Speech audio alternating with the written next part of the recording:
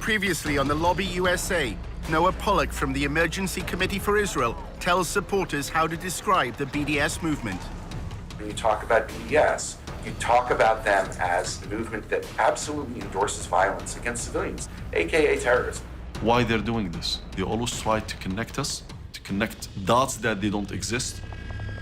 In the final episode of the Lobby USA, a look ahead. After half a century of Israeli occupation, hopes that a peace deal could create two states in the lands of historic Palestine are fading fast. So how will the lobby respond? Our man on the inside finds out.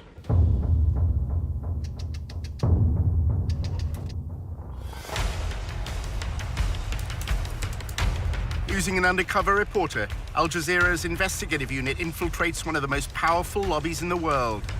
We're getting $38 billion in security aid to Israel matters, which is what AIPAC is doing. We examine how the lobby, led by AIPAC, the American Israel Public Affairs Committee, has secured unwavering support in Congress. Congressmen don't do anything unless you pressure them. And the only way to do that is with money. What the lobby is all about is to make sure that Israel gets special treatment from the United States forever. But after occupying Palestinian lands for half a century, the pro-Israel lobby is facing a new challenge. We called for a full boycott of Israel, divesting from it, and eventually imposing sanctions on it to achieve UN-stipulated rights of the Palestinian people. A movement to boycott, divest, and impose sanctions on Israel, BDS, was formed on American campuses. It seems to be achieving its goals. It threatens future American support for Israel. We believe in justice for all people. That means the occupation has to end. Israel's Ministry of Strategic Affairs responded with a covert operation to defeat BDS. אתה צריך לעשות את זה עם הרבה מאוד עמימות. זה לא גוף צבאי היררכי שאם הרגנו את X, אז כל הגוף מתחתיו לא פועל. The Israeli government leverages Jewish organizations in the diaspora. Absolutely. It's a psychological campaign involving spying and smears. You discredit the messenger as a way of discrediting the message. Just stay on message. And what is that message? BDS is a hate movement. While our reporter monitored pro-Israel groups, he was asked to go undercover for the lobby. You're going into enemy territory, not for everybody.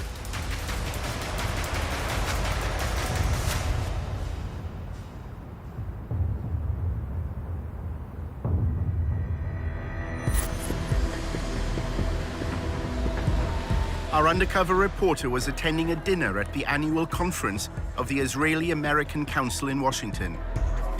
He met an American involved in the Israeli government's anti-BDS campaign. In my job, I get to work with every major news network, and I don't even do media. I do academic work. Every university president takes our calls, takes our meetings, works with us. There's a legitimate government organization.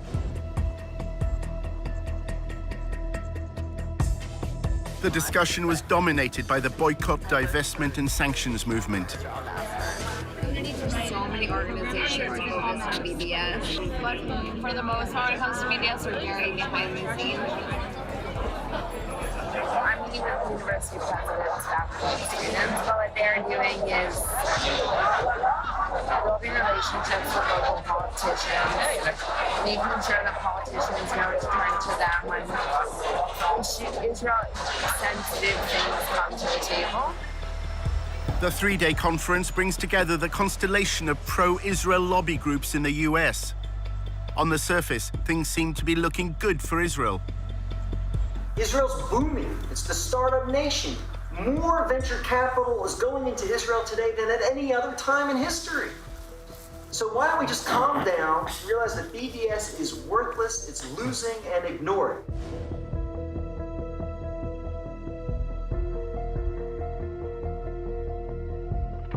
I don't think BDS was ever supposed to be about getting colleges to take their money out of Israel. So if we focus on the dollars, we could feel really good about ourselves. If we focus on the fact that an effort's being made to distance us, those who love Israel, from the rising generation, I think we need to worry. When you get to the millennials and the students, it's a bad situation. And it's getting to the point now where the majority is more favorable towards the Palestinians than the Israelis.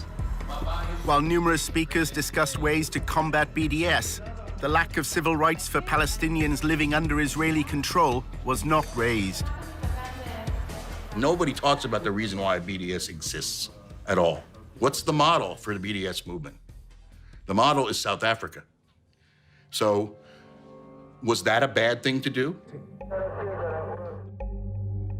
An apartheid regime which denied equal rights to black South Africans was weakened and ultimately collapsed after a global economic and political boycott. They're worried that the BDS movement will get to the stature that the South Africa boycott got to. So they're trying to stop it now. Imagine if the apartheid regime of de Klerk were able to have a lobby in America that it was a crime to support that boycott. Imagine that. For nearly 2 decades, Israel's occupation was portrayed as temporary, while both sides pursued what's called a two-state solution. The two-state solution. This is where the Palestinians get a state of their own in the occupied territories, i.e. the West Bank and Gaza. But there's a problem. Jewish-only settlements have continued to grow within the boundary of a proposed Palestinian state. Successive US governments have openly doubted whether a viable Palestinian nation is either possible or necessary. The settler agenda is defining the future of Israel. And their stated purpose is clear. They believe in one state, Greater Israel. In fact, one prominent minister declared just after the US election, and I quote, "The era of the two-state solution is over." I'm looking at two-state and one state, and I like the one that both parties like. I'm very happy with the one that both parties like. I can live with either one. If the choice is one state, Israel can either be Jewish or democratic. It cannot be both. More and more people are beginning to buy into the argument that Israel is turning itself into an apartheid state. It used to be the case that the word apartheid was never used with Israel. In order to discredit the apartheid label, the lobby has launched a campaign to try to co-opt black South Africans. Black South Africans who were apartheid activists, who were brought to Israel, saw the reality, came home angry at BDS. They felt lied to. They felt that someone had tried to steal their narrative.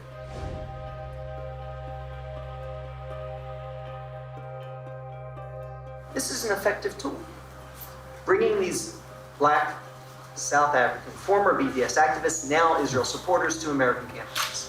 During his volunteership, Tony learned that the Israel Project has been developing a strategy called Stop Stealing My Apartheid. The plan is to feed articles written by black South Africans into the American media, claiming that BDS has distorted their history. If you're disgusted by segregation in this country, if you're disgusted by South African apartheid, then you should also be disgusted by Israeli apartheid. Another workshop was addressed by Israeli diplomats from consulates in the US. Black Lives Matter had attracted particular criticism after voicing support for the BDS movement. It appears that Israel's diplomats may be trying to challenge the apartheid label by canvassing support amongst African Americans. The major problem of Israel is with the young generation of the black community. Black Lives Matter starts there.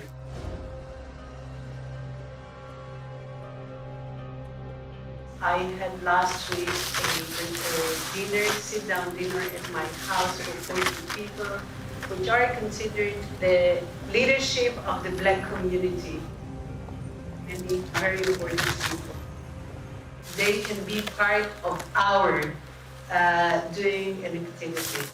Pro-Israel groups are trying to cultivate a new generation of black leaders that is pro-Israel by bringing them to AIPAC conferences on all expenses paid trips, by taking them on delegations to Israel. They're doing that because they're afraid of BDS and they're afraid of Black Lives Matter, which is this new struggle for Black freedom that also sees Black freedom as situated in a larger context.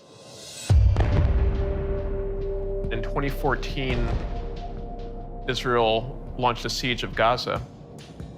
In the same summer, police in Ferguson killed Mike Brown, and Ferguson rose up. And on the news at night, there would be both the latest out of Gaza and the latest out of Ferguson. There was solidarity that was expressed online with the Ferguson uprising. There were Palestinians who took to Twitter to cheer on the rebels of Ferguson and explain how to deal with tear gas.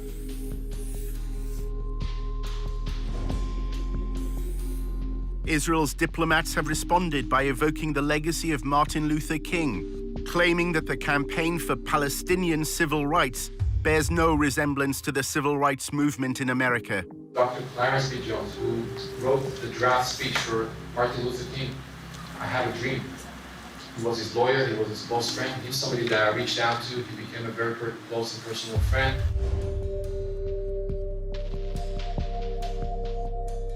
Because of that relationship, he published 3 articles in the Huffington Post explaining why their agenda was hijacked.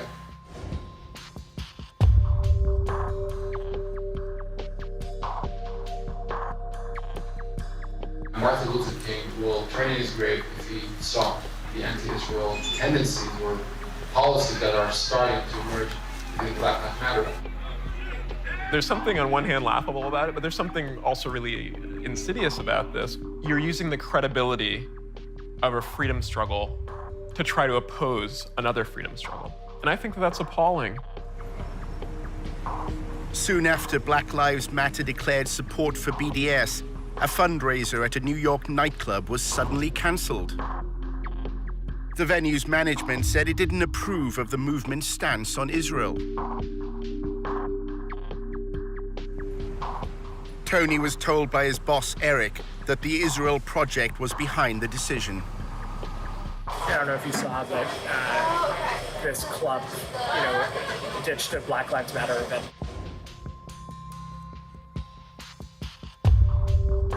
One of our donors, we just put in a call to him, and then he put in a call to the police. Wow, to shut down this Black Lives Matter event. I think it's really appalling that a system in Israel has devised incredible and comprehensive ways to have a violent regime against Palestinians, that they would also invest resources into making sure to shore up support for that oppression here. One evening at the IAC conference, Tony met a prominent activist. He's associated with the hardline trend in the pro-Israel lobby. Noah Pollock argues that tough tactics are needed to counter the apartheid label. The activism has to be very provocative and attention-getting, and just total no given. We're going to be more pro-Israel than you can even imagine, just to provoke everyone.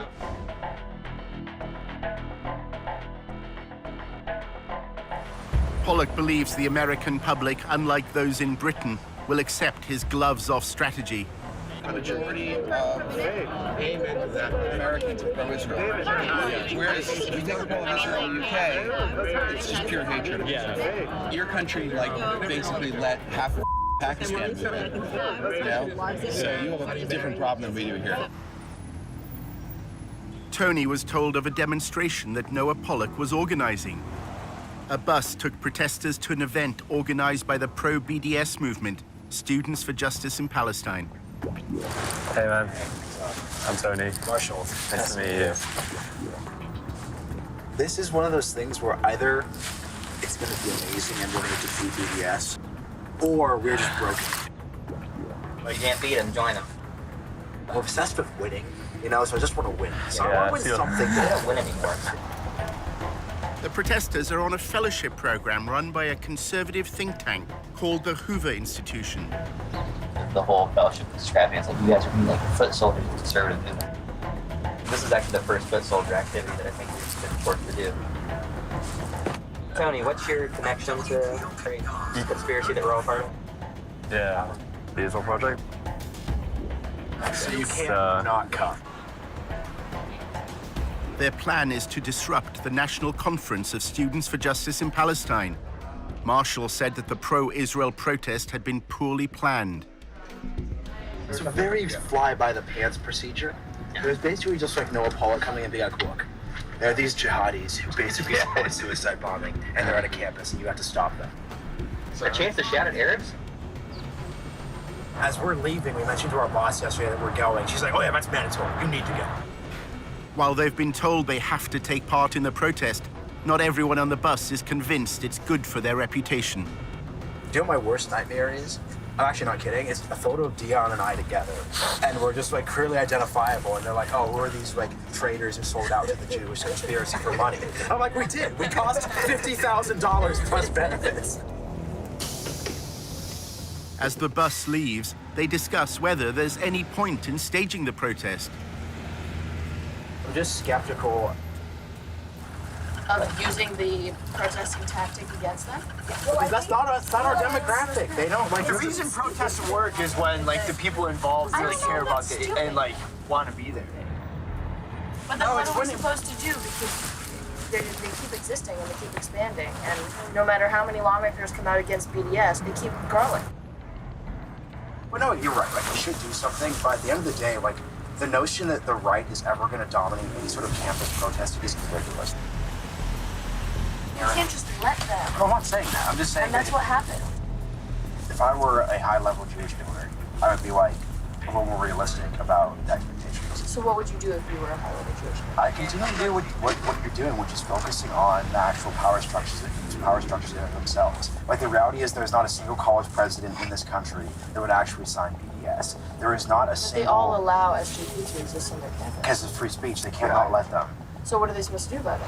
When a protest is sponsored and organized by outsiders, but made to appear like a popular grassroots movement, it's known as astroturfing. They did a really job of getting me excited to show up and protest. It's kind of the way you're putting it kind of sounds a bit like astroturfing. No. This is astroturfing. No, this is actually the definition. There's a bus.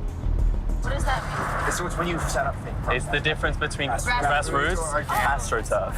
You're taking corporate money and you're manufacturing the image of a grassroots movement with corporate money by basically paying people to appear as activists. It just shows how little actual grassroots power they have and how all of their power is at the top. It's not that astroturfing is wrong, it's just that like your astroturf has to be like committed.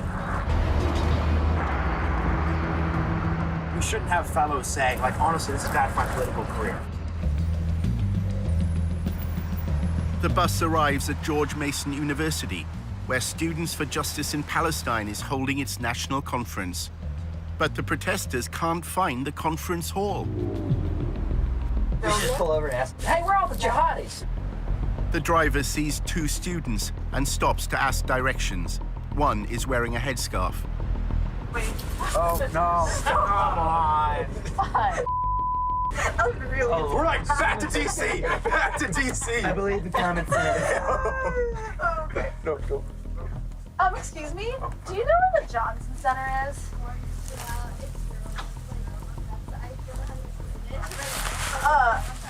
Okay, just go back down this. Okay, thank you. That was problematic. So this is off to a good start.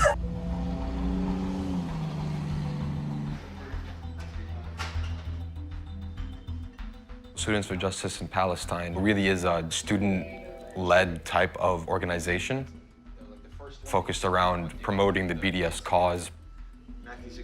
We have workshops on how to run a divestment campaign, finding intersections on campus, building alliances. Right now, Palestine has been essentially normalized on campuses. The bus finally arrives. Jen.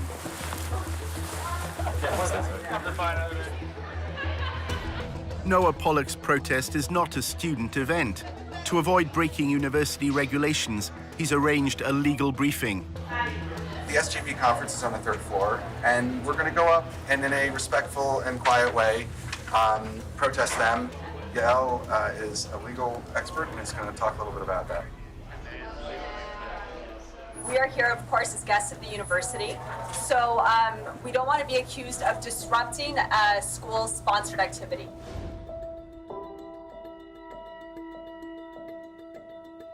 It is against the law to use abusive or violent language. So we're going to use peaceful, good language. If we see that they're doing anything that is bad behavior, don't engage, remain calm.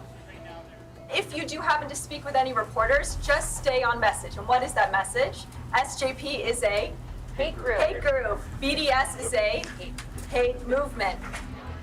The only other thing you probably want to mention is that SJP endorses violence, terrorism, things like that. And you guys are going to be great. We're not there to provoke. We're not there to have any sort of incident at all. We're nice people. Tony's group of protesters then faced another obstacle. Wow, I don't know if you guys heard, we were stuck in an elevator. Yeah, I really like the area. With all the signs. They shut us in an elevator. And someone on the inside. That's anti-Semites. We start seeing groups of people coming towards us who don't seem familiar, and then brandishing Israel flags and then posters and signs. We have our people. Freed from the elevator, Tony joined the demonstration. No, I'm not. We support democratic society, but if you don't want to, we denounce extremist groups. Hey, SJP, what do you think of this? You agree? Resistance? Child suicide bombers? How do you respond to such a wild accusation that's not grounded in anything and that's just designed to shift attention? Oh wait, we support suicide bombers. That's ridiculous. Before that? Social justice left supports radical terrorism. You don't want dialogue? We're here to talk to you. Turn your back. You'd think if like they were gonna do it, they'd try to shake it up and mix it up with new accusations. We don't support radical Islamic terrorism in this country. We don't support suicide bombers. Cowards who kill children and women. They leave orphans. We don't support that. Kill babies in strollers. That'll bring peace. Yeah, Palestinian terrorists all over Israel. That would be it. Real baby killers, these terrorists. They kill women, they kill children, they don't care about anything. Rape women too, all the time. It takes a lot to hear this and not respond, and to turn your back to them and to not look back at them. Thank you, SJP. Good luck with your jihad. They were very frustrated at the fact that we weren't responding. They're saying, they're not even responding. They're not even responding. Look at how they wave a Palestinian flag in our country. Look at this. Despicable. These are the real basket of deplorables. These are the deplorables, people. They cower behind radical Islamism. They don't engage in dialogue because they can't win the war of ideas. There's no responding to our content, because there is no refuting our content. Our content is grounded in human rights, morality, ethics, international law. The staged protest had minimal impact on the students at George Mason University. But the headlines shared on social media tell the story Pollock wanted.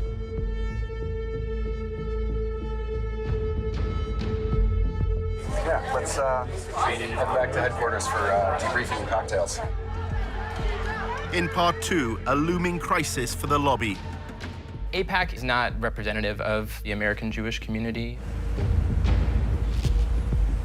There used to be actually widespread public support for Israel in the United States. The foundation that AIPAC sat on is rotting.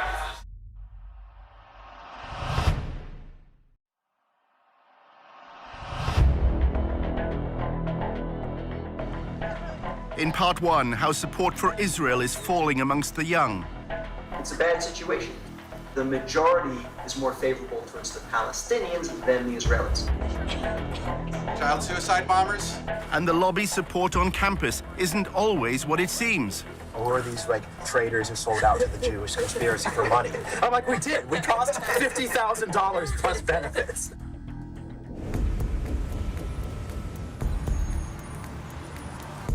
Tony went to see his boss at the Israel Project, which is known as TIP, for brunch. Eric told him why Jerusalem is a favorite hub for journalists covering the Middle East. One of the reasons why Israel's covered disproportionately is the overwhelming majority of journalists covering the Middle East are based in Jerusalem.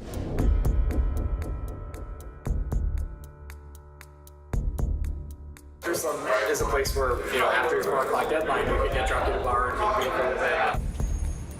Tip is laying the groundwork in the media for a future war between Israel and Hezbollah. We're preparing for the worst case scenario. If it happens, we have to be ready because that war will be won and lost, in the court of public opinion, not on the battlefield. Journalists based in Jerusalem would likely cover that war. The Israel Project has an office there. We have an enormous interest in affecting the people who are on the ground there, and that's what they do. They build relationships with people who give them information that they can then feed to journalists who we're building relationships with. And so Luar is a staff of about like 20 people.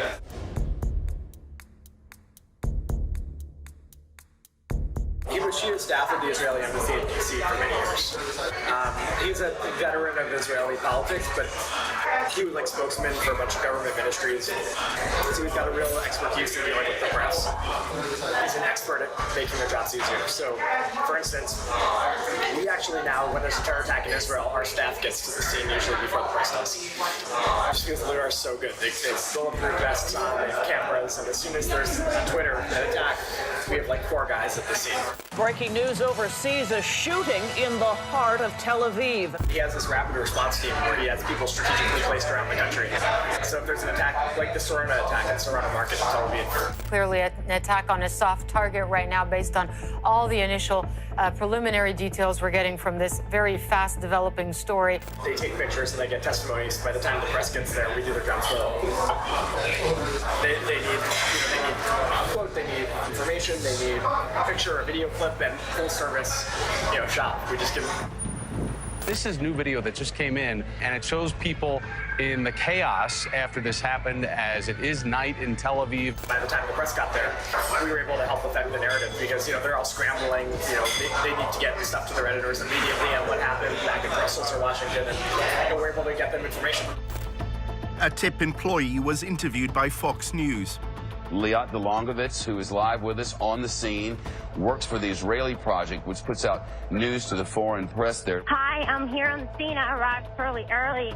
They use children to protect. The former CNN correspondent, Jim Clancy, first reported on the Middle East in the early 1980s. Those boundaries. When TIP begins interacting with journalists and suggesting the lines and suggesting the interviews, then it's not journalism anymore, it's just propaganda. Liat Delongovitz, who is on scene, again, works for the Israel Project, which works to put news out to the foreign press. During his volunteership at the Israel Project, Tony saw a letter to a donor explaining how TIP had assisted a journalist from CNN. TIP took Will Ripley on a helicopter tour, which seemingly impressed the reporter.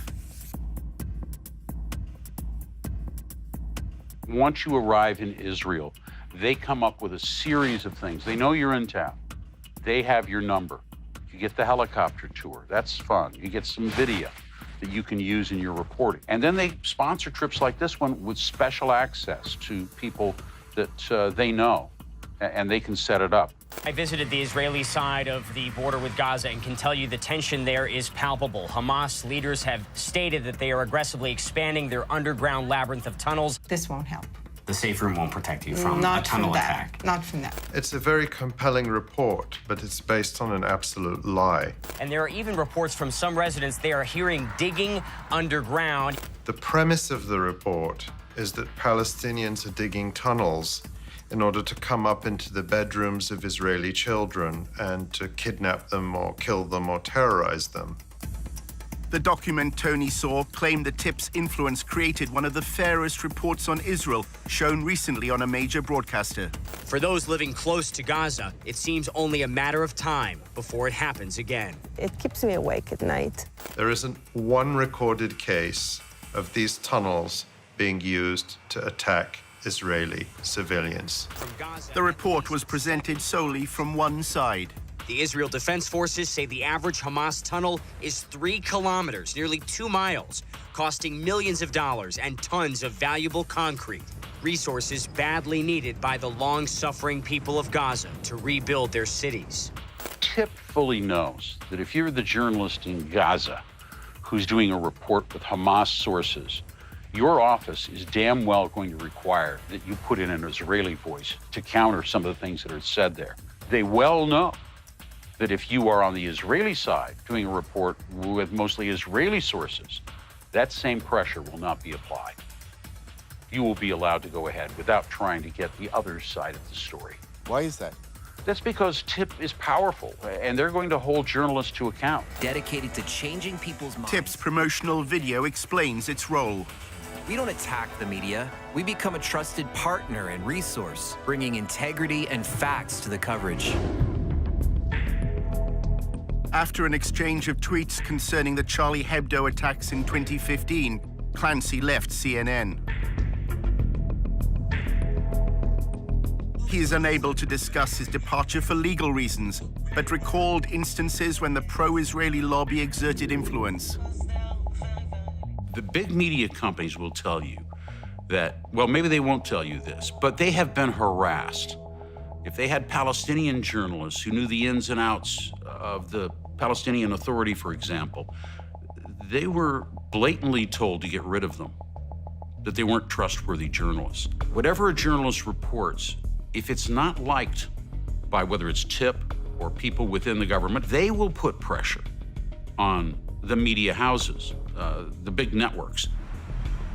TIP's online promotion claims it shapes the way Israel is framed in the international media. TIP changes the way thousands of media reports appear every year. And then we add platforms of our own, getting people talking, taking command of the conversation. This last week, but when I was there, I met with both Herzog and Netanyahu.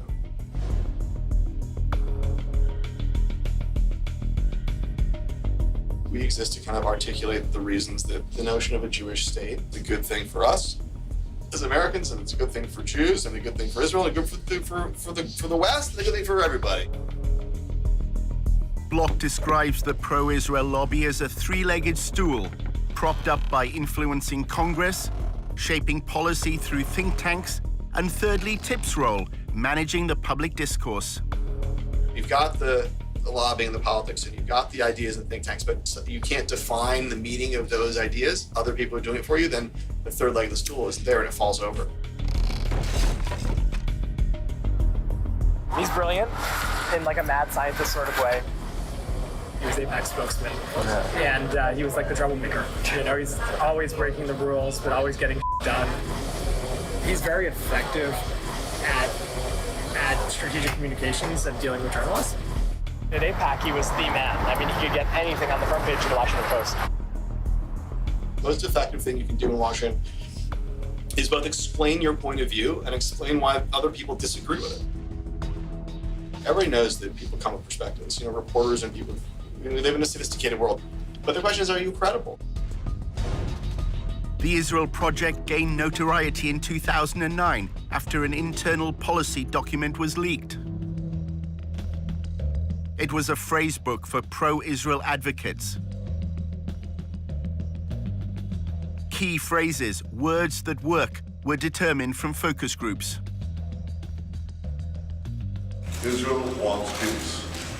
I want peace. We want to move forward in peace. We want to start negotiations immediately.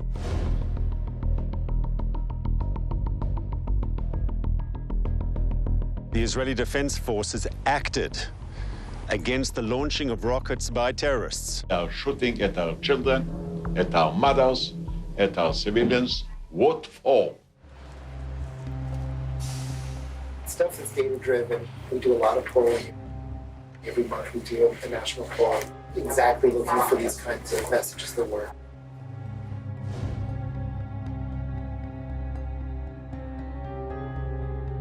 We know that people use mostly from snipping headlines. So the headlines are very, very carefully messaged.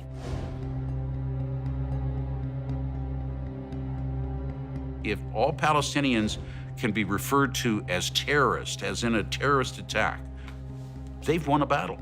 They've won a battle because that headline will be seen by probably 50 times more people than those who actually went into the article and read the details about it. We don't have any reporters, just have three people who churn out carefully crafted headlines with article text that convinces you that the headline is true.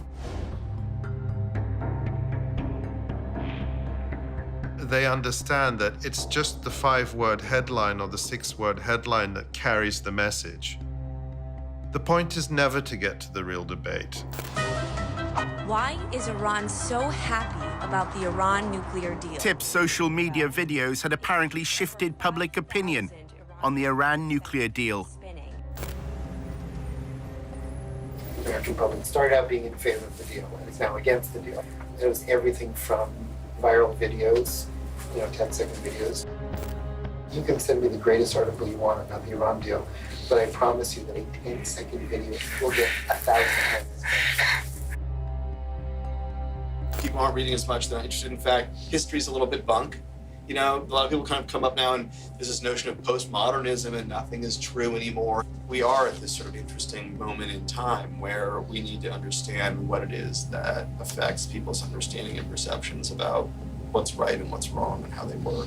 This visual stimulus and stuff. How are people learning things? During his volunteership, Tony read an annual report to TIP's board of directors. It lauded their social media coverage of the 2016 shooting at Sarona Market in Tel Aviv. It said TIP's video was the most watched online content about the attack. The video claimed to show Palestinians celebrating the killing of Israelis, something the mainstream media overlooked. But this was not true. This image was taken in Ramallah 2 years earlier.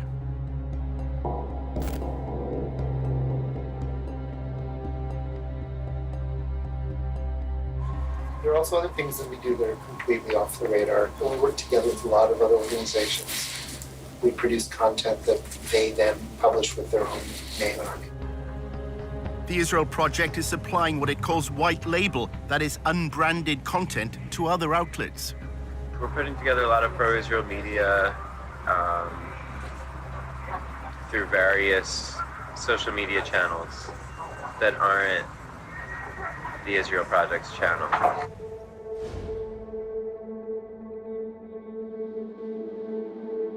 So we have a lot of side projects that we're trying to influence the public debate with. So that's why it's a secretive thing, because we don't want people to know that these side projects are associated with the Israel Project. TIP runs a collection of Facebook communities that cover topics ranging from history and the environment to current affairs and feminism.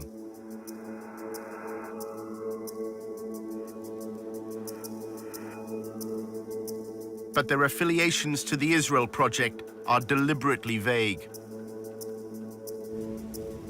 Why is it that they can't be connected to the Israel Project? I think it's because we want people to view them as objectively as possible.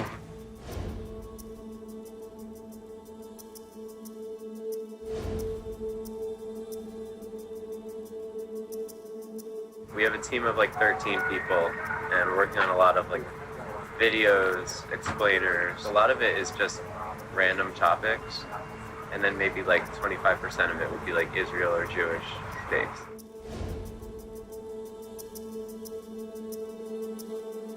The Israel brand is increasingly toxic.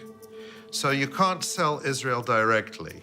You have to have sort of other hip stuff that's just very innocuous, fun, and then from time to time you're going to slip something about Israel in.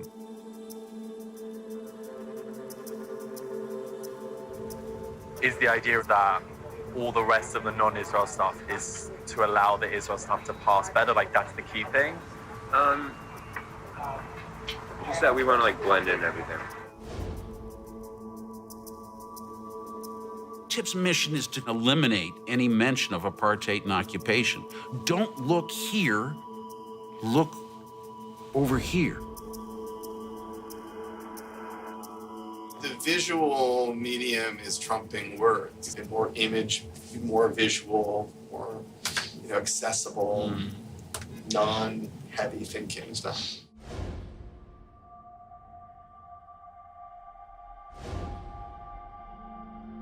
Kittens are easy to sell. Apartheid is a much harder product to get people to buy. more and more people will use the word apartheid when they talk about Israel. The end result is that the lobby has to work extremely hard today and will have to work even harder over time to defend Israel.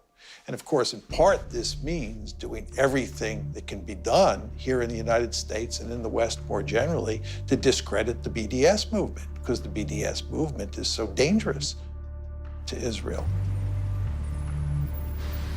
Tony had gathered that the lobby's concern with BDS was not its economic impact, but a much wider threat to the power of the pro-Israel lobby. The specific potential of an immediate boycott, that's not a problem. It's a bigger problem is the Democratic Party, the Bernie Sanders people, bringing all these anti-Israel people, and the Democratic Party being pro-Israel is less of a bipartisan issue. And then, every time the White House changes, policies towards Israel change, and that becomes a dangerous thing for Israel.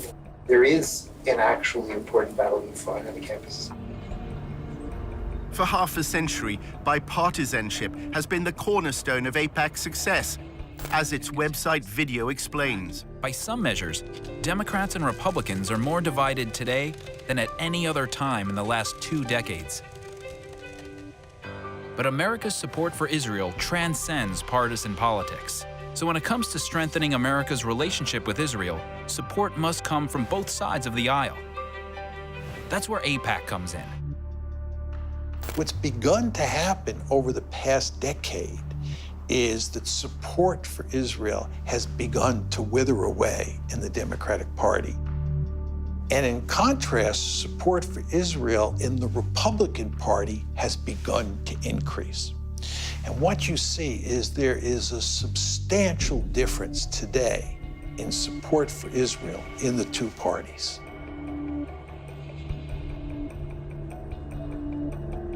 AIPAC has moved so far to the right that it's losing the young people.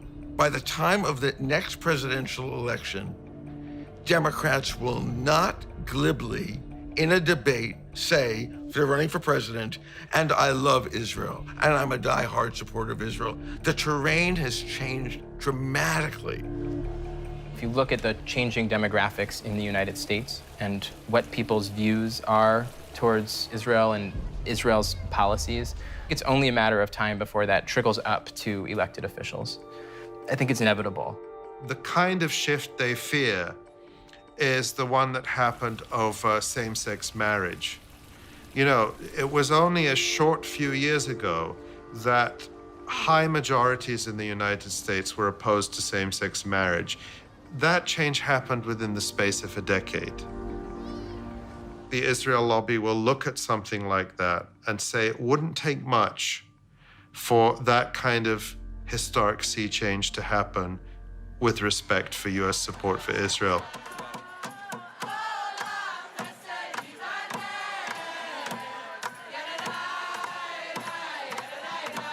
Outside AIPAC's 2017 annual conference, the first protesters were American Jews.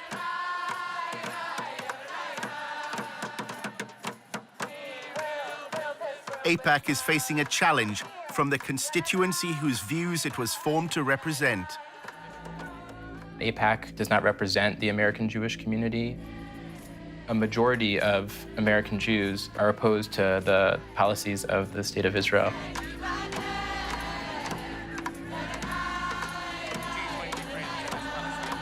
You do not represent the best of the Jewish prophetic tradition, and we here to bear witness to tell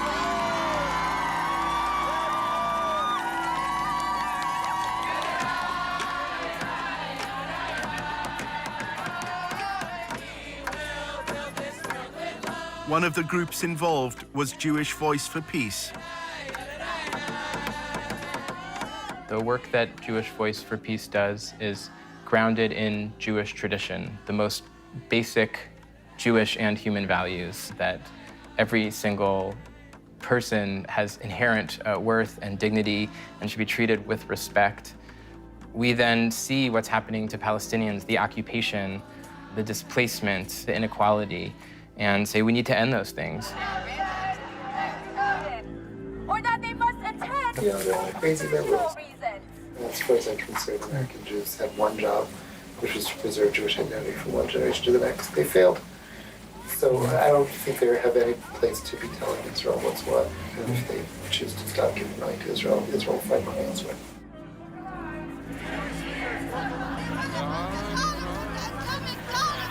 There were few pro-Israel demonstrators.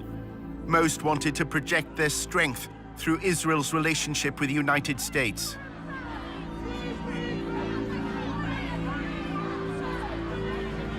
The Jewish Defense League, with its distinctive yellow insignias, was a small but threatening presence.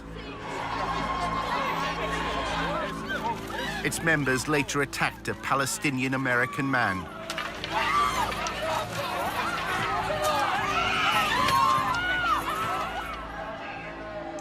There's all sorts of survey data. For American Jews under the age of 30, only 32% said that a close attachment to Israel was important to them in terms of what it meant to be Jewish. The more and more young American Jews become aware of what the Israelis are doing to the Palestinians and how indefensible that is, at least in terms of Western values, the more difficult it will be to get those younger American Jews to feel a deep commitment to the state of Israel. I can't breathe!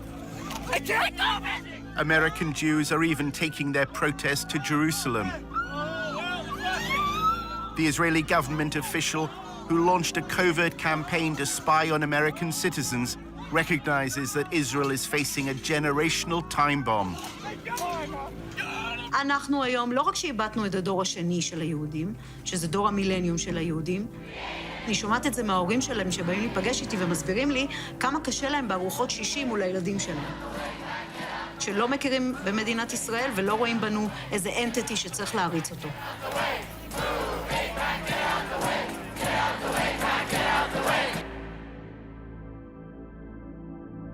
During Tony's volunteership at TIP, his supervisor, Eric, said he's looking to a future when the pro-Israel lobby will be unable to rely on AIPAC's influence in Congress. He said they faced a major challenge and a big bowling ball was being hurled towards them. They needed to get on the bowling ball and start dancing.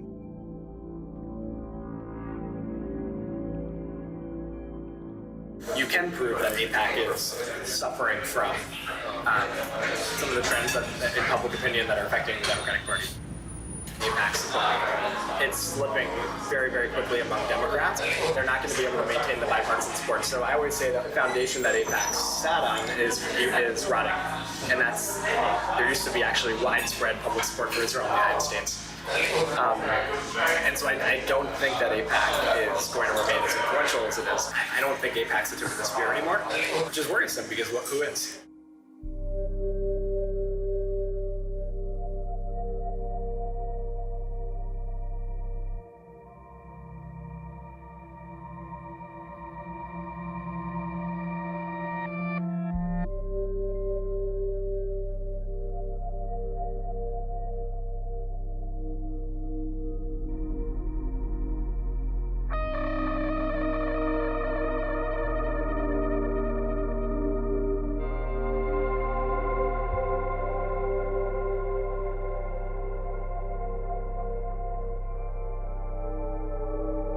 Just know I have total faith in you. I hope it's not the last time we work together.